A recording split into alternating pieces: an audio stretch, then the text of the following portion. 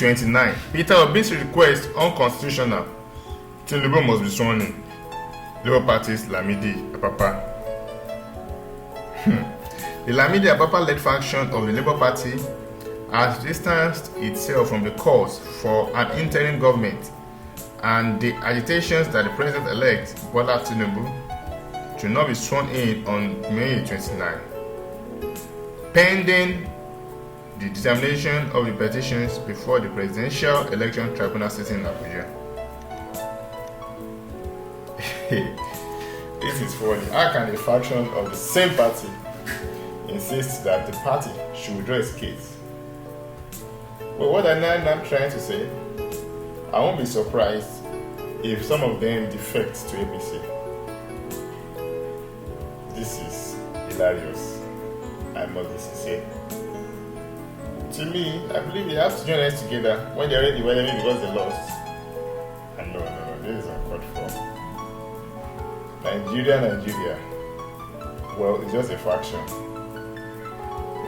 The faction of the party noted that the swearing-in of Tinubu may not have any impact on the ongoing legal tussle on the presidential election involving a party, INEC, and APC. Labour Party, in a statement made available to Vanguard in Abeokuta, Ogun State capital, by the faction spokesman Arabambi posited that the Electoral Act and Constitution of Nigeria did not give room for a vacuum. So whether the president-elect is sworn in or not, there is right to remove him legally if it's found out that he was not duly elected. Wow.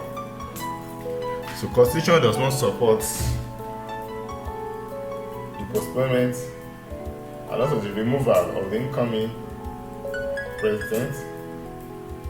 Wow. So what does the Constitution support? If it doesn't support that,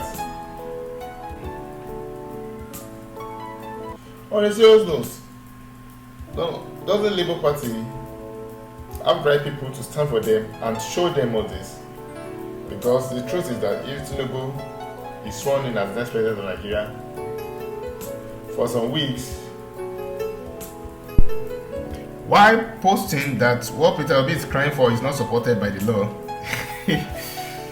Arabambi noted that the refusal to swear in Tinubu as president on May 29 will create a vacuum in the system, saying the law does not allow this.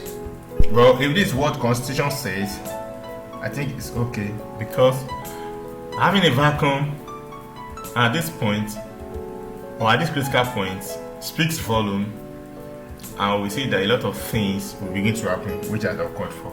Nigeria is a great country and we are leaders in Africa, and other countries in Africa also looking up to us.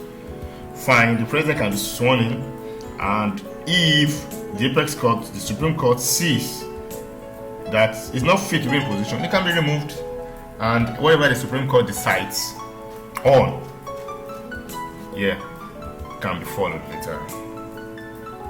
The cited sections 136 and 146 of the Nigerian Constitution, Arabambi said only death or permanent incapacity can stop a president-elect from being sworn in.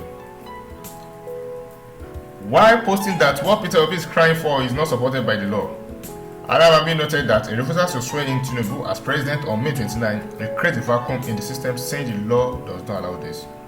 But is it that Peter Obi does not know the law, a former governor of the state, and is clamoring that Tinubu should not be sworn in, while a faction of his party says Tinubu should be sworn in, and like they are against Obi? I don't understand what's really going on here. Well, let's hope, and we keep our hands crossed till May 29. And also, we are waiting for the verdict of the Supreme Court. While stressing that the law does not provide for interim president in this circumstance, Arabambi said even though Peter Obi once benefited from the system of being sworn into office, despite pending petitions filed against him before tribunal by Andrew back. Hey, whoa! Don't catch him, Wow. So Peter Obi also enjoyed these benefits.